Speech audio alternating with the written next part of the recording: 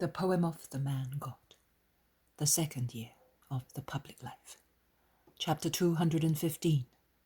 The Lunatic Girl of Bethginna, 11th of July, 1945. I do not see the return to Bethsur, nor the rose gardens of Bether, which I was so anxious to see. Jesus is alone with the apostles. Marciam is not there either, as he has obviously been left with Our Lady and the woman disciples.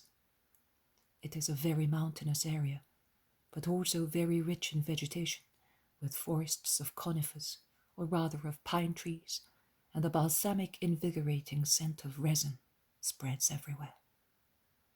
And Jesus is walking across those green mountains with his disciples facing westwards. I hear them talking about Eliza, who seems to have changed considerably and has been convinced to follow Johanna to her estate in Bether. And they are speaking also of Johanna's kindness.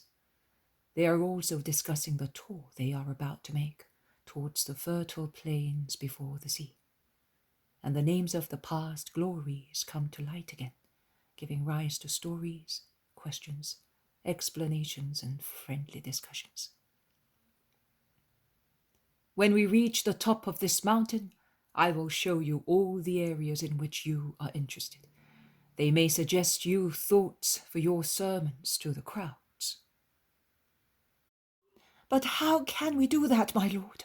I am not capable, moans Andrew, and Peter and James join him. We are the most unlucky ones. Oh, in that case I am no better. If it was gold or silver, I could talk about it. But about these things, says Thomas. And what about me? What was I? Asks Matthew. But you are not afraid of the public. You are capable of debating, replies Andrew. Yes, but on different matters, retorts Matthew. Of course. But, well, you already know what I would like to say. So just imagine that I have already told you. The fact is that you are worth more than we are, says Peter. Listen, my dear, there is no need to be sublime. Simply say what you think with your firm belief. Believe me, when one is convinced, one can always persuade others, says Jesus. But Judas of Kerioth implores. Give us some hints. An idea put forth properly may be useful in many ways. I think these places have been left without one word about you, because no one seems to know you. The reason is that there is still a strong wind blowing from the Moriah. It makes sterile, replies Peter. It is because it has not been sown, but we will sow, retorts the Iscariot, who is sure of himself and happy after his first success. They reach the top of the mountain. A wide panorama stretches out from there, and it is beautiful to look at it, standing in the shade of the thick trees which crown the top, so varied and sunny. Overlapping chains stretching in every direction like petrified billows of an ocean lashed by opposite gales. And then, as if in a calm gulf, everything subsides into an endless brightness, showing a vast plain in which a little mountain rises, as solitary as a lighthouse at the entrance of a harbour. Look, that village spread along the crest, as if it wanted to enjoy all the sunshine, and where we will be stopping is like the centre of a crown of historical places. Come here. There is to the north Yarmouth. Do you remember Joshua? The defeat of the kings who wanted to attack the camp of Israel, which was strengthened by the alliance with Gibeonites. And near it there is Beth-shemesh, the sacerdotal town in Judah, where the ark was returned by the Philistines, with the gold votive offerings, prescribed by the diviners and priests to the people to be freed from the calamities that had struck the guilty Philistines. And over there is Zorah, lying completely in the sun, Samson's fatherland, and a little to the east, Timnah, where he got married, and where he performed many brave deeds, and did so many foolish things. And there are Azekah and Shochoh, formerly Philistine camps. Farther down is Zanoah, one of the towns in Judah. Now, turn round. Here is the valley of the Terebinth, where David fought Goliath. And over there is Makkedah, where Joshua defeated the Amorites. Turn round again. Can you see that solitary mountain in the middle of the plain, which once belonged to the Philistines? Gath is there, Goliath's fatherland, and the place where David took refuge with Achish to escape from the mad rage of Saul, and where the wise king pretended he was mad, because the world defends fools from wise people. Where the horizon opens out, there are the plains of the very fertile land of the Philistines. We will go through there as far as Rami. And now let us enter Bethginna. You, precisely you, Philip, who are looking at me so imploringly, will go round the village with Andrew. While you are walking about, we shall stop near the fountain or in the village square. Oh, Lord, don't send us alone. Please, come with us, they beg. Go, I said. Obedience will be of more help to you than my mute presence. And so, Philip and Andrew go, at random, through the village until they find a small hotel, an inn, rather than an hotel, and inside there are some brokers bargaining for lambs with some shepherds. They go in and stop disconcertedly in the middle of the yard, which is surrounded by very rustic porches. The hotel keeper rushes towards them. What do you want? Lodgings? They consult, looking at each other, and they appear to be utterly dismayed. Probably they cannot remember even one word of what they had decided to say. Andrew is the first to regain control of himself, and he replies, Yes, lodgings, for us and for the Rabbi of Israel. Which Rabbi? There are many of them, but they are wealthy gentlemen. They do not come to the villages of poor people to bring their wisdom to the poor. The poor have to go to them, and we are lucky if they allow us to go near them. There is only one Rabbi of Israel, and he has come to bring the gospel to the poor. And the poorer and more sinful they are, the more he looks for them and approaches them, replies Andrew kindly. In that case, he will not make much money. He does not seek wealth. He is poor and good. When he can save a soul, it is a full day for him, replies once again Andrew. Oh, it is the first time that I hear that a rabbi is good and poor. The Baptist is poor, but severe. All the others are severe and rich, as greedy as leeches. You, over there, have you heard? Come here. You who travel round the world. These men say that there is a poor but good master who comes looking for poor people and sinners. Ah, it must be the one who wears a white robe like an S&E. I saw him one time ago at Jericho, says one of the brokers. No, that one is by himself. It must be the one whom Thomas told us, because he happened to speak about him with some shepherds on the Lebanon, replies a tall, brawny shepherd. Indeed, and he will come as far as here if he was on the Lebanon. For the sake of your eyes of a cat, exclaims another one. While the innkeeper is speaking and listening to his customers, the two apostles have remained standing in the middle of the yard like two poles. At last, one of the men says to them, Hey, you, come here. Who is he? Where does that man you spoke of come from? He is Jesus of Joseph, from Nazareth, says Philip gravely, and he looks as if he were expecting to be laughed at. But Andrew adds, he is the Messiah foretold. I implore you, for your own good, listen to him.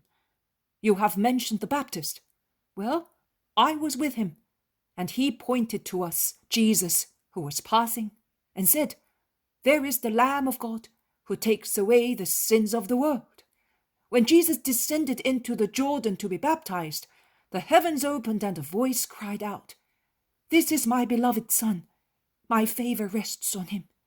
And the love of God descended like a dove, shining over his head. See, it is the Nazarene. But tell me, since you say you were his friends. No, not his friends. We are his apostles, his disciples, and we have been sent to announce that he is coming, so that those who are in need of salvation may go to him, clarifies Andrew.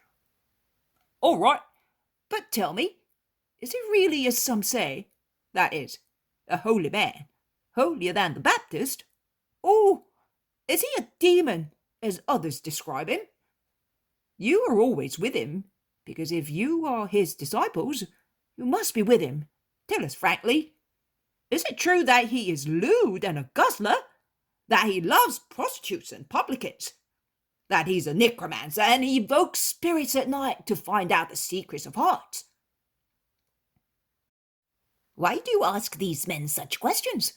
Ask them instead whether it is true that he is good. They will take it amiss, and they will go and tell the master our evil reasoning, and we will be cursed. One never knows whether he is God or a demon. It is better to treat him well. It is Philip who speaks now. We can reply to you quite frankly, because there is nothing wicked to be concealed. He, our master, is the saint of all saints. He spends his day teaching. He goes tirelessly from place to place, seeking the hearts of men. He spends the night praying for us. He does not disdain the pleasures of the table and friendship, but not for his own advantage, but only to approach those who otherwise would be unapproachable. He does not repel publicans and prostitutes, but only because he wants to redeem them. His way is traced out with miracles of redemption and miracles over diseases. Winds and seas obey him. But he does not need anybody to work his prodigies, neither does he have to evoke spirits to know hearts. How can he? You said that winds and seas obey him, but they are not endowed with reason. How can he give them orders? Asks the innkeeper. Tell me, man, according to you, is it more difficult to give an order to the wind or the sea, or to death? By Jehovah! You cannot give orders to death. You can throw oil on the sea.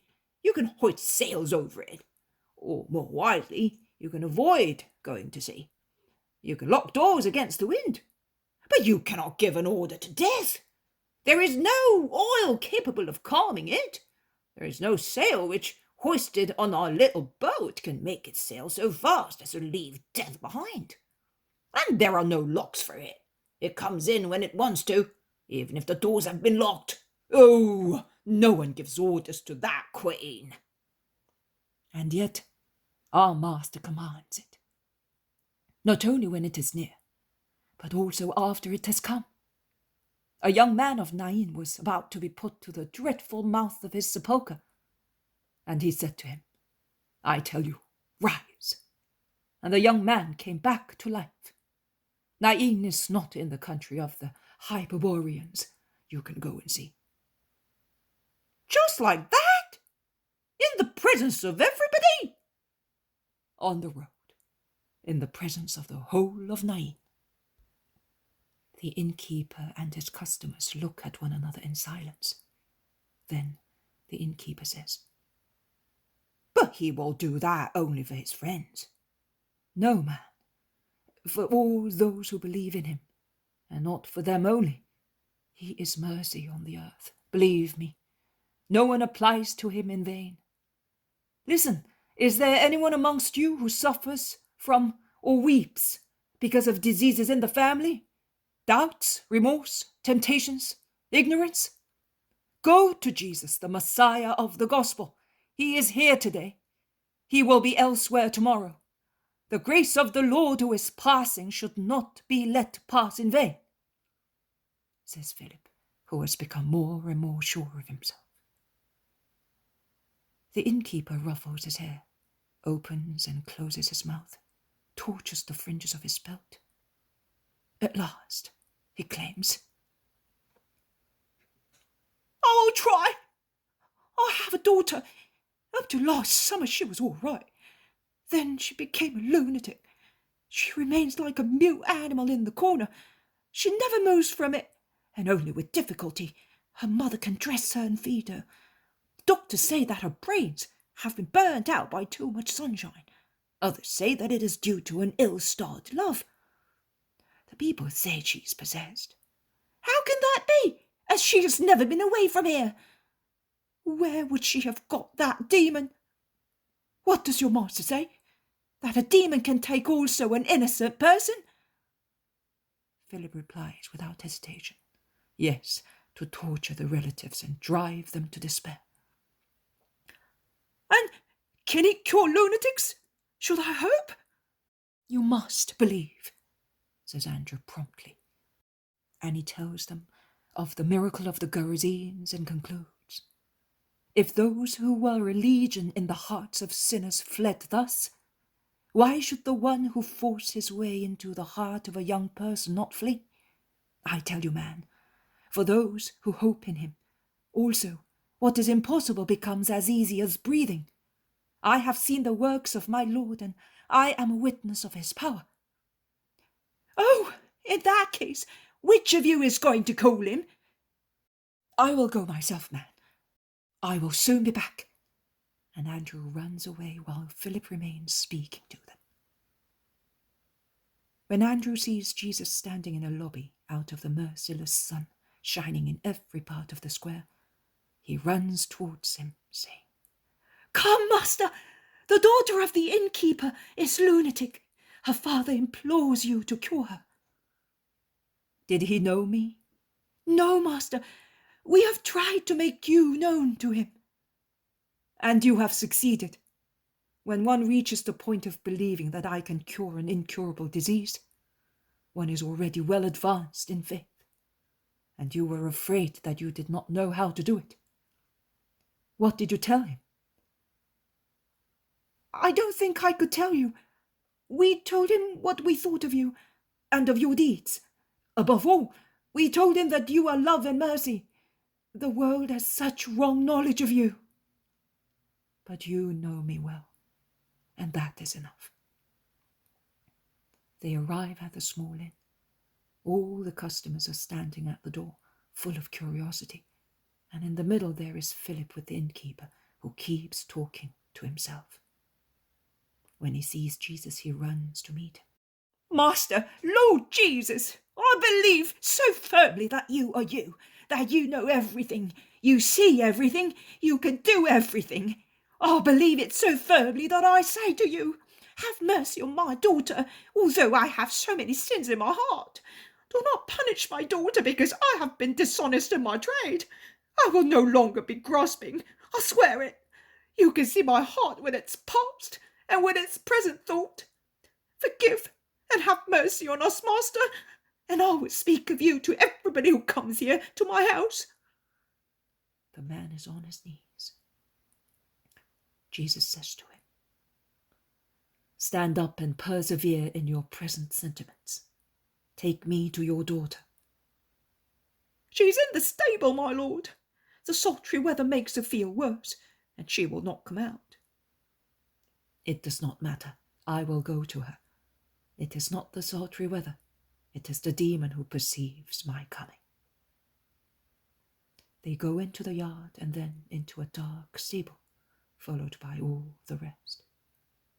The girl, unkempt and lean, becomes agitated in the darkest corner, and as soon as she sees Jesus, she shouts, "Back, go back! Do not disturb me! You are the Christ of me alone! Why do you always follow me? Go out of this, girl! Go! I want it! Give your prey back to God, and be quiet. There is a heart-rending shout. A jerk.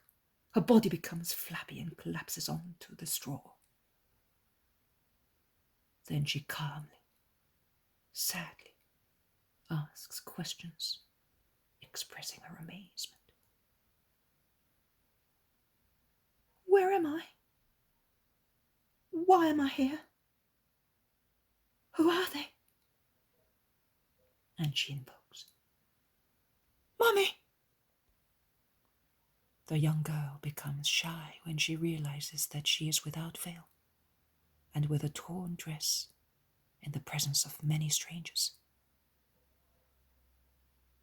Oh, eternal Lord! But she's cured! And strange to be seen, the innkeeper weeps like a child, and tears stream down his ruddy cheeks.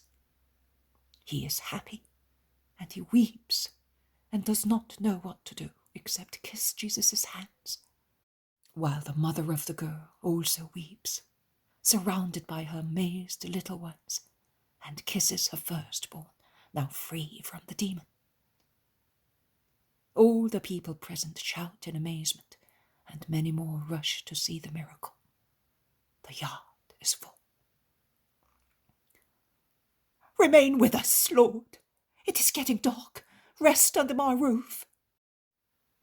Man, we are 13. Even if you were 300, it would not matter. I know what you mean. But the greedy, dishonest Samuel is dead, Lord. Also my demon has fled. Now there is a new Samuel, and he will still be the innkeeper, but the Holy One. Come with me, that I may pay you homage like a king, a god, such as you are. Oh, blessed be the sun that brought you here today.